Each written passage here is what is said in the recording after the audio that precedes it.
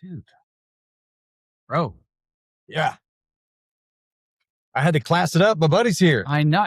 I look like an absolute bum right now. Oh, hey, welcome to Indiana Success Happy Hour. Brian Quinlan here from Daniel's Real Estate and First Home Indy on YouTube. And Brad Niccum from Nest Mortgage Group and Tasting Tequila with Brad. All right. And the fancy gentleman to my right, feel free to tell the folks who you are. Hi, everybody. I'm Wade Forman, founder of Taylor Society Bespoke House. Well, all right. Like I said, It's I pretty look like freaking an awesome. absolute bum here. I should have got you a jacket. Wade is suited up. Brad with a purple jacket, and well, at least I wore a collared shirt. You did, yeah. I guess there's that. All right, Brad. Let's start with honestly, you've even brought a slick bottle. Okay, look, with a slick. when my buddy podcast. Wade comes, like Wade is, he's gonna be humble and just talk about the Taylor Society. He's very successful, and he's very young. I believe all of my kids are older than Wade, and I've been impressed with him from the day that I met him. So I didn't want him to drink the normal tequila that he drinks. I wanted him to have something special. So we're gonna have Gascoigne's 5525. This is their 70th anniversary. There's only a few bottles of these. You can't buy them. You have to get them at Gascoigne in Adonal. And I think you'll love it. It's tequila that's been aged in American oak and finished in PX Jimenez sherry barrels. And it'll give you the taste of the tequila that you have been drinking. And this tequila sold for $70 a bottle. It's a good price. Yeah. There you go. Love a good story. I'm rocking a transient artisan ales beer. It's called Spring Lager, dry hop German Helles, which I do like me a Helles beer. You do. You talk about that. You talk I about do. I that. don't even know what the hell What is that? I have no freaking idea. That's Helles beer. here's the What's that? downside with coming on the show with me, Wade. I don't know. I like what I drink. I Exactly. drink what I like, All right. and Helles is a beer I know I like. I don't know why. I got a minute. I do not have the taste buds that Brad has. I have taste pals, and sometimes they don't get along. And So- I didn't even go into that. It's a Valles agave that's stone oven cooked for 72 So hours, anyway, thin crust with its own- here we are with my Helles beer out of Michigan. So cheers, Cheers, to man. you, Cheers, fellas. Thanks for and having to me. you, Yeah. Cheers, Wade. and cheers to all of you. Thanks for being here.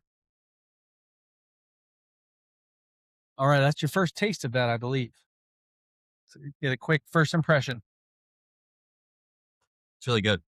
Well, all right, I don't that's know what thorough. I'm like tasting though, because I'm not that fluent in tequila, but I would Okay. say based on the additive tequilas I'm used to drinking, it's definitely got a different like profile, a little more kind of smoky, oaky kind of feel. It's good. Yeah, this will switch you over. Make me a sucker for the non-additive. And I'll No, save it's you gonna a make whole you bunch do- of money. That is true. Like, Yeah. that's because I definitely like enjoy the extra añejos, and a lot of the bottles can get, I mean, crazy $200, $300, $400 Yeah, they can. for for things. So it's And I nice can every once in a while not have to break the bank, with and pull down a certain great pieces. extra añejo that's $50. Yeah. That tastes amazing and has all the same characteristics. It's just learning those differences. We got to get a class over at Taylor Society. Oh, well, there you go. All right. I know Well, what Taylor Society is. here's where I need gotta to start. yeah, I'm okay, sorry, you I'm gonna go, fire you this go, off. You go. I've seen this word a lot. Bespoke. Mhm. Could you please explain what that even means? Yeah, I think it gets thrown around a little bit too loosely in our industry because now really kind of every industry it's bespoke this, bespoke Yeah. that. But really, at the end of the day, what that means is you're making a garment, car, a watch, whatever it is, jewelry, something specifically for that client. It's to their specs, so it's made for them specifically, not for anyone else. Done by scratch, and then the main thing is it's done by hand. That's kind of the key Okay. component of that. So if you've got kind of made for somebody, for them only, not made for anyone else, and then the handwork involved. See, that's where I the think key the bespoke things. gets thrown around too much. Because I've seen the mail order clothing things where you have someone who's going to shop for you and you get your specific box every month. Right. Like they ain't hand making those things. No. And so I think that's like the big thing is a lot of companies will kind of sell on, oh, we're doing bespoke this and bespoke that. Maybe what they're doing is still like a custom product. Yeah. But the level, I think, of detail and quality and the intent kind of behind creating whatever it was, just kind of wasn't there. That's kind of the final like piece of the puzzle. It's Okay. really, really good, but it's not the perfection. that you get with Bespoke. Were you all Bespoke before Bespoke became popular? We were not. I would say we actually started doing custom. That was how our business started. It's really how most people do in our industry, and it was something that we really wanted to be able to offer a bespoke product. But to do that in our world, it takes kind of a couple things. You have to have a cutter. So cutters who makes patterns for garments, think kind of architecture of like a home, for example. It's kind of building the infrastructure of it. You got to have somebody who does that, and you also have the tailors that are qualified to make a garment, by hand and doing the pressing and the finishing and all those things. And we started doing custom, and we about 2 years ago we're able to finally offer a fully bespoke product. So now we're one of 15 in the country that offers that, and so that's grown our business. And now we're traveling a lot more, meeting with guys all over the country, and so it's been really exciting to kind of grow into that new market.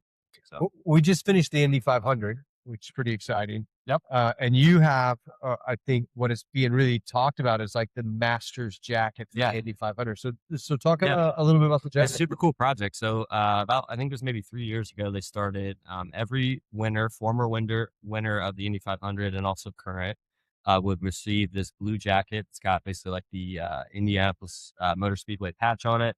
And then the interior, which I think is kind of the coolest thing, actually has like photos of the races. So like all the way back to like 70s and 80s with some of those drivers that are still living. Like they have, original photos. So is it on like the, this one doesn't have it, but I have a letter. Yeah, on the letter, which is really cool. And so every year with the new, race winner, if that's the case, New Garden kind of won back to back and Blau now first, time. So that was cool, kind of working and seeing kind of the historical, change in cars across the years and how that looks, was really cool. So that's really special. And then they also have a patch that says whatever year they've won. And so for the guys that have multiple years that they've won, multiple years in there, that's kind of the ultimate kind of brag. Does have a couple of different years in there. Does a repeat winner, or at least someone who's won it more than once, maybe not back to back, do they get a new jacket then, or do you just update the liner? Update the liner and then new patch for whatever their years would be. So New Garden was, I think unique. I think there's maybe only a couple other people that maybe won back to back before, and he was close almost from a triple. I think he finished like top 5 or something like that. So but it's been a really, really fun project. Got to meet a lot of interesting people and drivers and hear their stories and like hear them reminisce about, the days when they were driving is cool. Nice to experience. So what did that come about? How did that even happen? Yeah, so the track management team had worked with another company to kind of get the project started and just weren't having a good experience. It was somebody that Roger Penske was connected with. And so they were looking for somebody, and so they gave us a call, and we just kind of stumbled into the project, and it's kind of turned into taking over it and fixing all the problems that they had previously, and now kind of working with all new drivers and old drivers in new garments. So it's been just kind of something that we stumbled into, and it's very cool. Been a really fun, project to take. Really cool. And outside of that, it's probably just realtors and mortgage blokes that you do loan or most jackets for. Yeah. So that's our specialty, our niche. So one of the things that I think is so cool about knowing you and following your Instagram and your social media is seeing athletes do walk-ins and going, that dude's wearing Taylor Society. So who are some of the athletes that you can mention that actually wear the stuff that you make? I would say our probably number one athlete that we do the most with is Alec Pierce. That's wow, really cool to see his progression in the NFL, just signed a big contract, and was super excited. Oh, his suits now. And, actually, there was when he went in and signed his contract, he probably had his suit on. Yeah, that was I saw the social media for that. That's super cool. Yeah. So by the way, Alec, we'd love to have you on the show. Just so you know, you're about to really geek out. I am. I'm already starting off well. Continue. Yeah. So Alec dropping names. Good client of ours. We've done some stuff for some other Colts players that we have some NDAs. Sure, that's okay. A lot of Colts players. We've done some stuff for Browns player. We've done a Giants player, Tyrone Tracy from Purdue. And then we actually did for a couple years. We were doing first round draft picks. Yeah. Okay. We did some first round draft picks. So we did like Chop Robinson, who's on the Miami Dolphins now. We did Graham Barton, who was the first round pick for the Buccaneers. He's their center. And let's see, think there's maybe one other draftee I'm blanking on, but we did that as well. So we did some draft players, which is cool to see them walk across the stage, in Yeah. our garments too. And Drafting out of the just a lot NFL is a big deal. You have some NBA guys too, right? we've done a few NBA players. Yeah, Scott Pollard, so former NBA player. Hi, Scott. He watches We've the show. done a few other active players on some other teams around. So it's been it's Very really cool to work nice. with those guys. Usually they want to do something a little bit more fun. I think our day to day, is kind of the Yeah. Indiana business guy, and so getting to do something that's a little bit more fun or refreshing or out there, or unique, it's makes what we do, interesting and fun. So in terms of interesting and fun, what's your role? Like, are you the sales guy? Do you help design? Like, where do you fit into all that? Yeah, it's kind of a mix of everything. I mean, I think one of the things is any kind of business owner knows, like you kind of wear a lot of hats, but Sure. our main thing is really to just be a consultant for our clients. And so that's not every guy might need, 15 garments in his wardrobe. He might be, whatever it is. He's a landscaper and, his dress up is going out, wearing a nice polo to dinner. That's awesome. We just want to make sure that guy's serviced. Right, like, that's me. And so I think as a consultant, the big thing is like figuring out what is that client's lifestyle? Who are they in front of? How do they wear their garments? Are they hard on their garments? What, climates, do they travel, all those things. And so I think the main thing that we do is really figuring out like who is that client? What do they need? How do we service them? And then we provide them the garment. So it's taking the measurements, picking out the fabrics with them, the designing, the styling, kind of those details. And then it doesn't end there. It could be, the weight loss, scenario. And so we're redoing a guy's wardrobe. I used to be a altering fatty. them or He had to fix whatever them it all. is. You used know. to be larger. So we like to kind of say that we're not just, the relationship isn't in today. It's kind of a lifetime thing. We're here to be, your clothing person for whatever that looks like. Cool. So, I mean, it is really awesome. When I was a portly fella, which is what they said, that was the size of my jacket. Husky size. It was portly. Importantly, And you portly size. You go to like the regular suit place and you put it on, and it's like, well, it goes around your belly, but your arms were supposed to be a foot and a half longer. And we can hack those off with some scissors, and your shoulders, set down here, and to have somebody honestly make you feel special, like that was probably the neatest thing. It's like, okay, this is really cool. Like, I it's appreciate really it. cool to see guys really kind of appreciate come out it. of their shells a little bit. Yeah. I think there's a lot of guys that are like very timid, or they're maybe they're a bigger guy, taller guy, whatever, and they've never had anything that fit them well, so they just feel like uncomfortable in their clothes. And then to like see them like the first time they put something on that like fits them, it looks good, and they're like all of a sudden they're I look like a slave. Hey, all right. 10 feet taller and they feel good. And so like that's really rewarding, I think, for us and also for them to like be like, okay, I feel really good now and I'm ready to, could even like change how they approach life or whatever Yeah. it is. They're more confident. More yeah, confidence. definitely. Yeah, so that's a Mindset. big thing. So here's the question: now that I have lost weight, Yeah. are my jackets going to be less? about Because there's that. a little less furniture going on in here. It does play into a little bit. But yeah, I got that as a no. I You take get that the- no. you get as a the I solid was a no. guest in your podcast disco. yeah. So how long has the company been around? Yes, we started late 2019 is my final or first semester of my last year of college. Started the business in 2019, and then I met my partner, Zach, in early 2020, and we came together, and kind of the rest is history. So All right, we need to back about up. 7 years. So, like, little Wade, was he thinking I really wanted to be a suit guy one day, or like, how did this even come Yeah. into fruition? So I'd always loved clothing.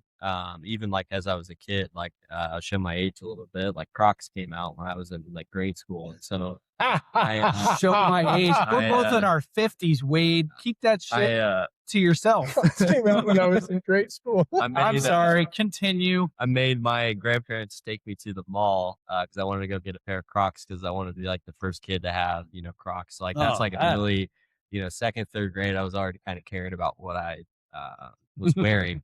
And so I was very fortunate. I'm from Columbus, Indiana. If you guys have ever had anyone from Columbus, great small town. And so Dell Brothers was there.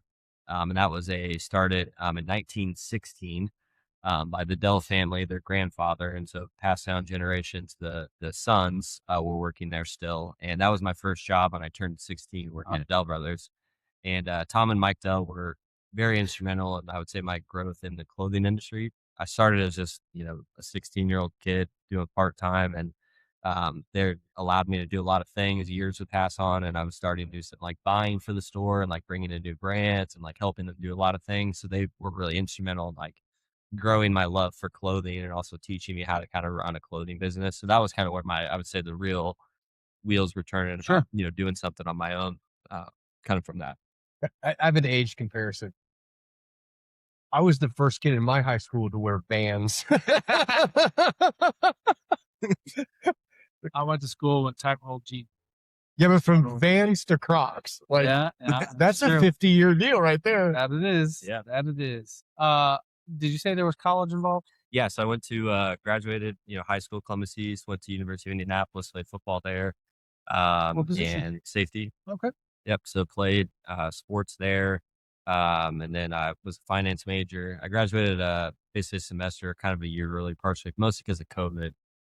My last like couple semesters were all COVID, and so everything was like online, and Yeah. so we were able to like get a lot of like school done because it was all messed up at that time. So I was able to get done a little sooner. And the current location in Carmel is the original location. Yeah, original location. We have that. I'm maybe gonna 3 tell years you into what. our business. It takes some balls to just think you're gonna come out of nowhere, open a tailor clothing store in Carmel.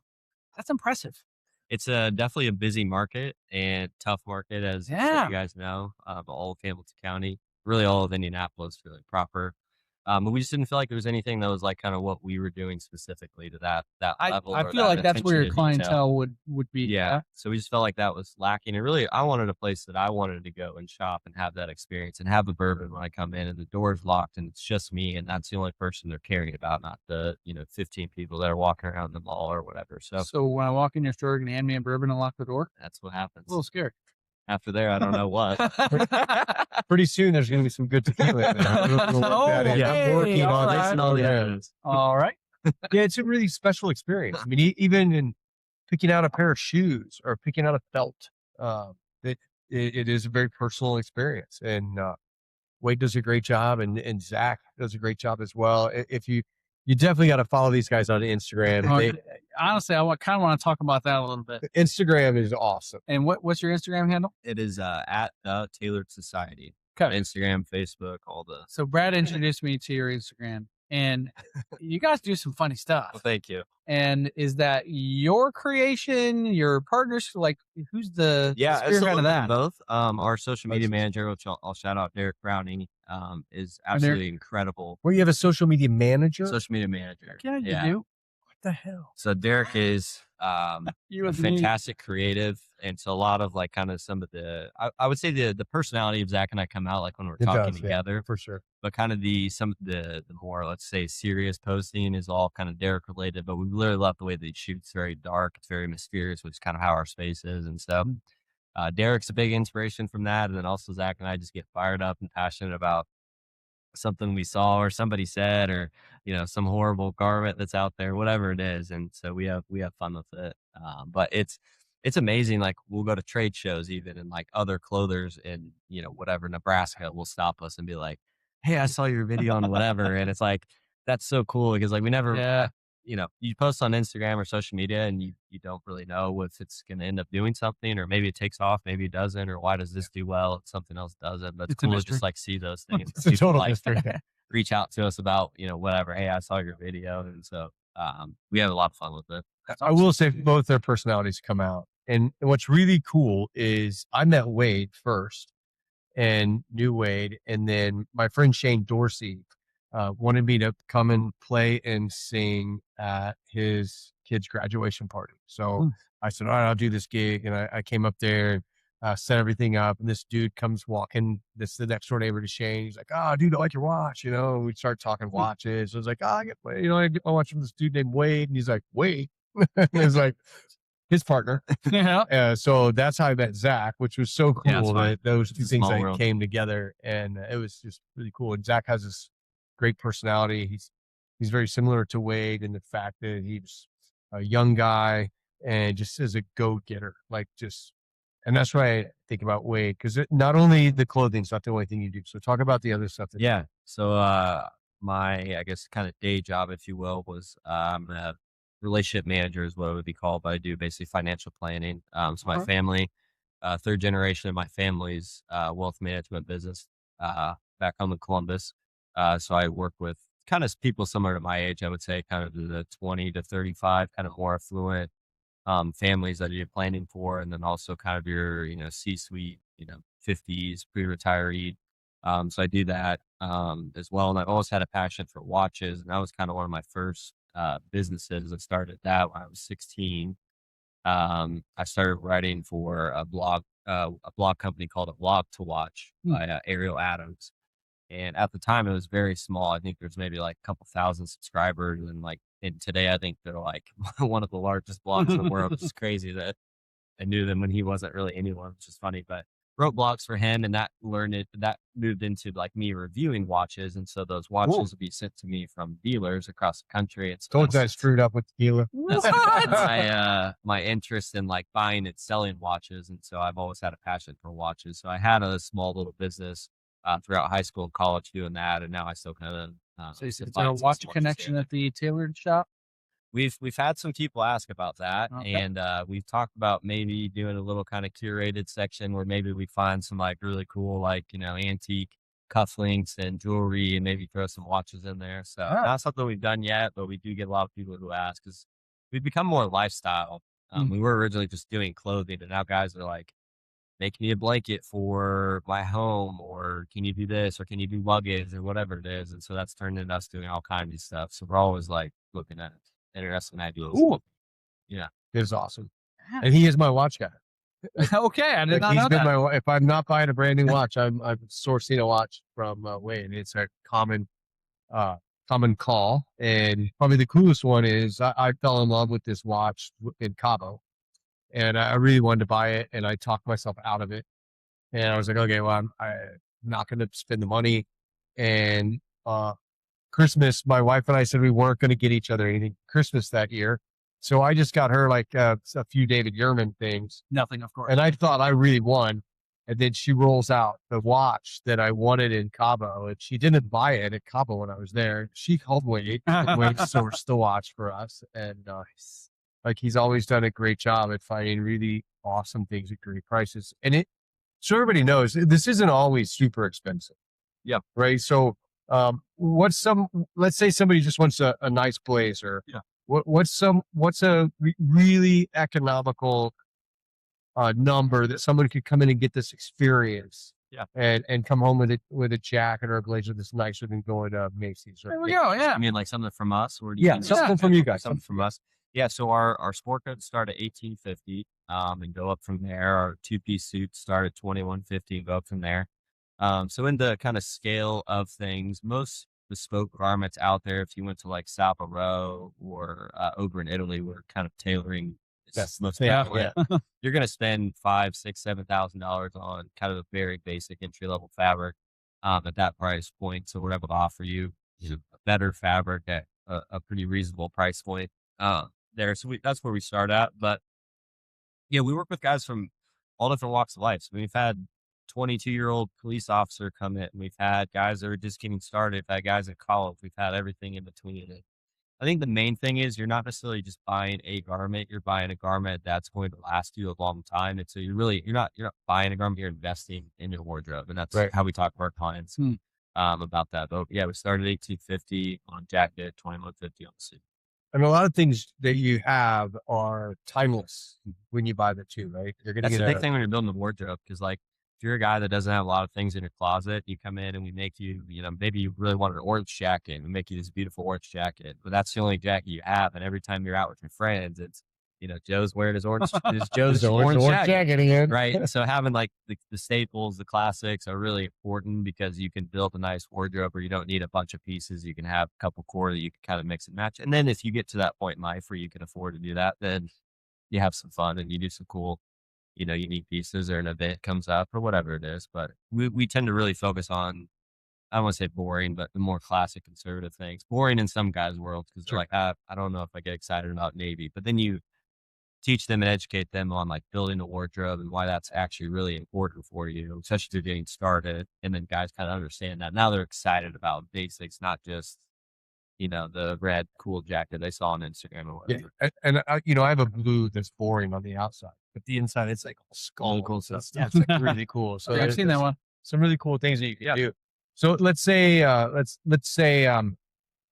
got my kids are getting married. Yeah. And my son needs a really nice suit for this. You guys do that too, right? You'll build out a whole wedding business has been a big thing for us really the last couple of years. We've focused on it a lot more. So we're partners with a lot of the prominent wedding venues that are around town. Another unique thing is we're partnered with several wedding publications. So any bride or groom that we work with will get featured in that magazine. And then at the end of the year, they get a really nice like coffee table book, and it has a little article about their wedding and stuff. That's neat. So that's been really fun. Like we just had a really cool wedding that was New Year's Eve this I guess past year or this year, whatever you want to call it. And that was really cool because it actually kind of got like national news on that because it was a New Year's Eve, wedding, which is really cool. So we have a lot of like really fun things outside of just like the clothing that also like is a benefit to bride and grooms where it's, the clothing's important, but also like creating a really timeless memory and getting that as a gift is cool for our couples as well. So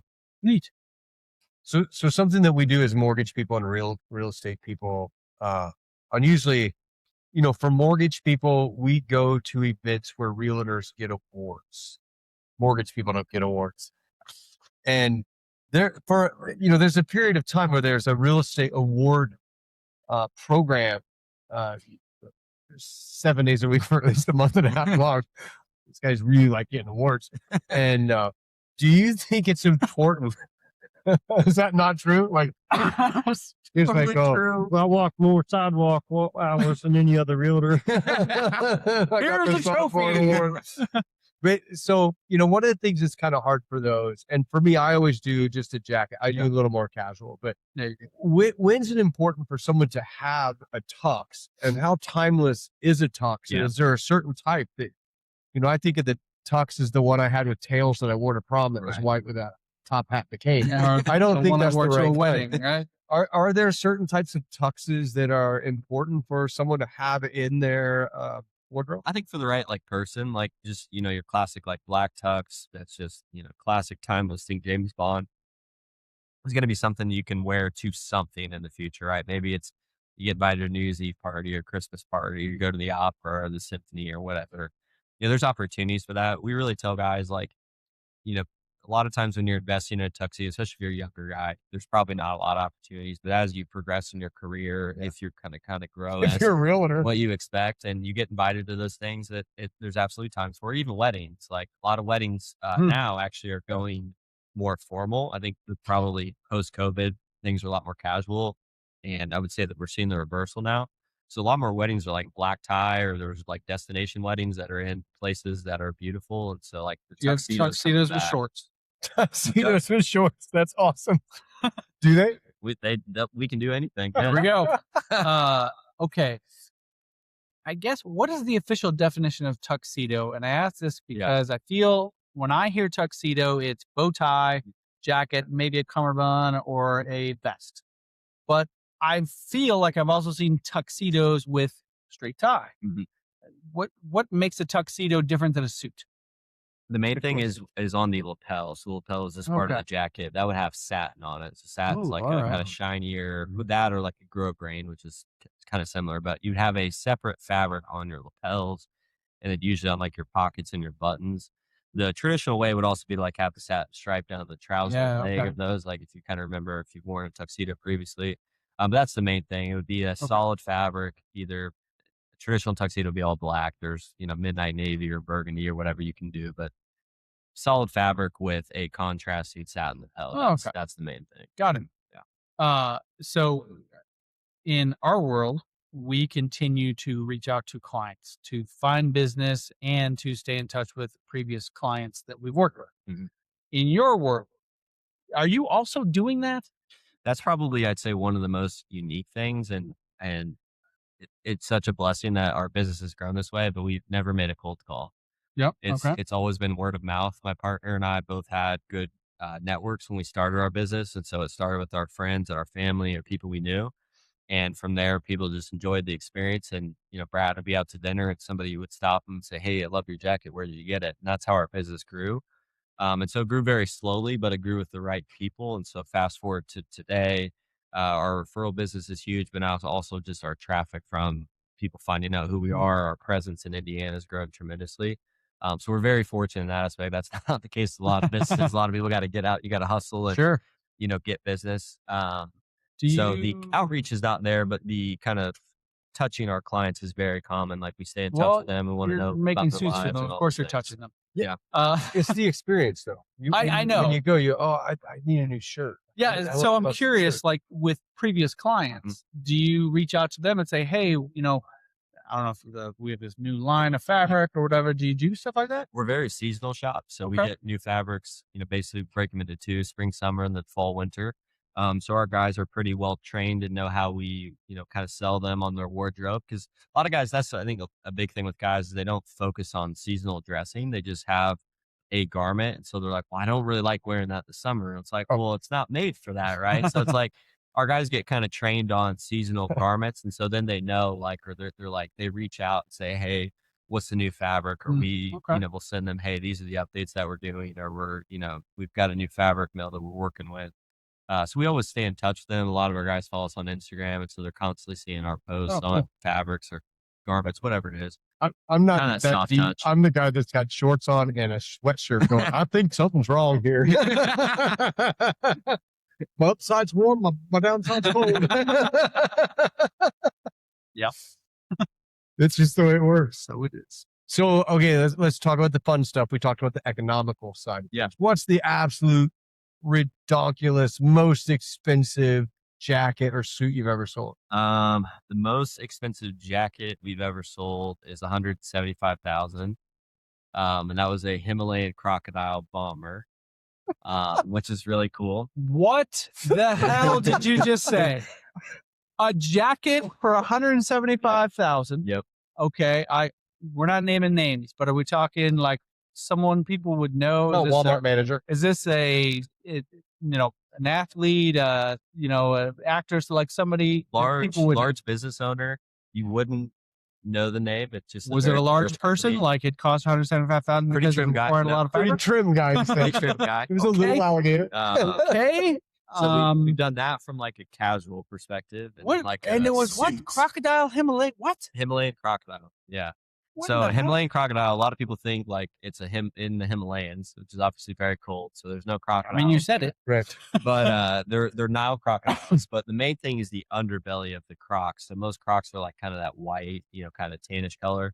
Sure. Himalayan basically means it reflects the Himalayan mountains, so it's a perfect white. Oh, wow. And so there's usually about 10 to 13 crocs every year that would qualify as a Himalayan croc. So to get one is very hard, and then to make a garment, you usually have to have 2 or 3 or 4 skins.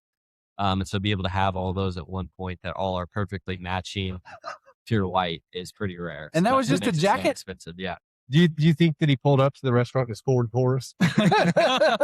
Ain't no way. So we've done that from like a suit perspective. Our most expensive suit would be like $110,000. That's for a pure vicuña fabric. That Sounds like a deal. No, that's 'Cause you the got animal. the whole suit. Yeah. That's the animal you have to only brush Only it, brush, right? yeah. You can't shear them. Yeah, in the Peruvian mountains, it was the Incas named that fabric as the fiber of the gods. It's the softest natural fiber in the world. Feels amazing. It is. I felt it. And I didn't buy it. it's extremely I felt it. rare. So we've got You that. gotta charge. 25 bucks. The burger was free, but I had to pay. Holy shitola. Yeah, and the sport coat wise, we're at probably about 85,000 or so for a vicuña sport coat. Sure. Vicuña. I always forget the name. Yeah. Like, I What's always say- vicuña? It's an animal. Looks So it's like a a kind of like a camel, a mix of between like a camel and alpaca. And so it's up in the Peruvian mountains, or the Andes mountains, excuse me, in Peru. And they're basically guarded by basically monks is who lives there. And so they roam the mountainside every 2 years. They have a huge celebration. It basically feeds or takes care of the village. And so they march these animals through the town, basically as like crown jewels, and then they shear them. They can do that every 2 years. And so it takes about 9 to 12. And they make a shit ton of money by selling it to the fabric companies. Is to make like a garment, for example. And so the the jackets that we have are patterned vicuña, and so it takes even more. So Oh, it's about like wow. a 7-year process Oh to get my enough God. fabric to This is make a garment out of that. insane. Now, It's if you very buy one, exclusive. do you get to fly to the area? We've one of our fabric partners will do that. If you want to go there, they'll you can go to the fabric mills in Italy, but you can go to where they actually sheared it, and then you can go to Italy and watch them spin your yarns, which is really cool, like process to see all that and see like who is hand cutting it and going through the spinning process. We haven't had any client take us up on that. It's kind of a process to do that, but Sure. Yeah, they already dropped 80 grand on the But, jacket. Hey, I want to They make probably sure gotta it's pay for the fabric jacket. they Yeah. say it is. I'm going. I got to work and pay off this jacket. Do we have some high-end shoes also? shoes, yeah, our most expensive shoe would be like a alligator shoe. It'd be maybe 15 grand, roughly 15 grand. 12 to 15. It's a bargain compared to the $175,000 alligator jacket. I mean, if you need a jacket, you got to get the shoes. The craziest request we've ever had. We had this Swedish billionaire find us on not on LinkedIn, on Instagram, and he sent us a message, and he's like, "Hey, I saw this luggage piece that you were doing, and so we were talking or whatever." He's like, "I've also been really wanting this this blanket for my jet," and I was like, "Okay, so tell me about that." He's like, "Well, I want this white fur, and blah blah blah, whatever." And he's like, "What's the best fur you can do?" Well, sheared mink is kind of the staple for like the highest quality thing, but the best fur out there is lynx fur. So Canadian lynx. And if you know much about lynxes, they're basically tan color, but there's about a 4 to 5 inch sliver right here on their chest that's white, pure white. And so if you were going to make a white lynx fur, you would have to take just basically 5 inches of the pelt. So it would take about 700 pelts to make this blanket. It was close to once production was done with that, it would be close to like 750,000 for this blanket. And so we've had a request for something like that before. We didn't end up doing it, but I think we can get to that level. I can't believe the words coming out of your mouth. That is insanity. What is happening? Well, he started with Swedish Film. Right. Yeah, I forgot that part. He's like, I'm in my jet listening to ABBA. And that's probably one of multiple jets that he has. That is. So there's crazy stuff out there that's like, you okay. can just get astronomical. Like you started this business thinking you're going to be making suits for people. And here you are talking to Swedish billionaires about $750,000 blankets. Yeah, but think about this. Take a step back. He started selling watches when he was 16 years old. Yeah, man. Like, if there's ever been a person on our show with an entrepreneurial spirit, which is what we really talk about. So let's flip this a little bit. All right. Let's now talk about, you're talking to 16-year-old self. Yeah. What do you tell yourself that you learned today that you didn't know then? I would say take more risk. I think I grew up in a very conservative household. All my family were all entrepreneurs. Both grandparents, my dad are all entrepreneurs. And you see them build a successful business, and you see them grow it slowly in the right way, and they're not taking a bunch of risk, as you wouldn't with a young family. And I think looking back, I did kind of the same thing, grow our business very slowly, very appropriately. But there are times where we probably could have taken more risks, and we probably could have accelerated certain things. And so I would say, looking back, I would say, don't be afraid to take risks, especially as an entrepreneur. You're not going to succeed at everything. You're going to fail. We still fail today at things that we do. And so I think that's a big thing, is like, don't be afraid to take risks. Now, don't gamble everything, right? Sure. Not put it all on black, but there are opportunities where, hey, I don't know if this is going to work, but I just have that gut feeling. And it's like, sometimes I think I was afraid to do that. But so I would say, looking back, I would say take more risk. Okay. So you're talking to a Kelly business student at IU. Yeah. Who's probably thinking, I'm going to go get this great job. Talk about the difference of putting it out there and being a business owner versus having just a career. What do you think? It's obviously extremely rewarding, to be a business owner and have success with it. Because I think it's like, hey, you went out and built something that was successful, that took care of your family and built this amazing life. That's so satisfying. And not many people can say that. I mean, it's kind of a special person to want to take on that responsibility. My advice, I think, to a lot of people, and I'm glad that my route was kind of similar, where I had my family's business that I was working with while I was building mine, is do the same. Like, go experience the corporate world, meet people, build relationships, bring in a lot of knowledge, do your research, and figure out kind of what do you want to do with your life instead of just going like straight for business. I think a lot of people are like, I know I want to be an entrepreneur, but I don't know what I want to do. I think some of that is you got to just trial that out. So I think I would tell everyone, like, go get a job working for whatever it is and get some experience and figure out what you want to do and learn from that, or even work for whatever company in some industry. And you're like, hey, I know what they're doing really well, but this is what I think I can do better, and then go out and do it.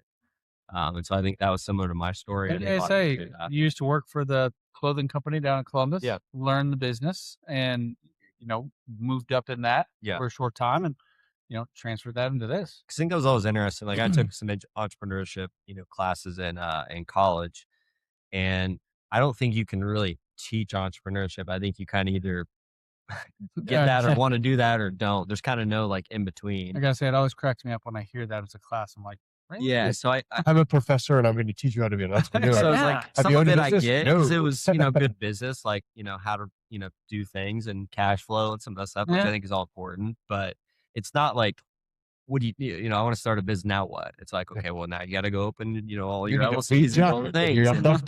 So it's like that can't be taught. That's just kind of got to be something you got to just go out and do. And so I think there's kind of the interesting thing there with that is like it's a special person to really want to be an entrepreneur.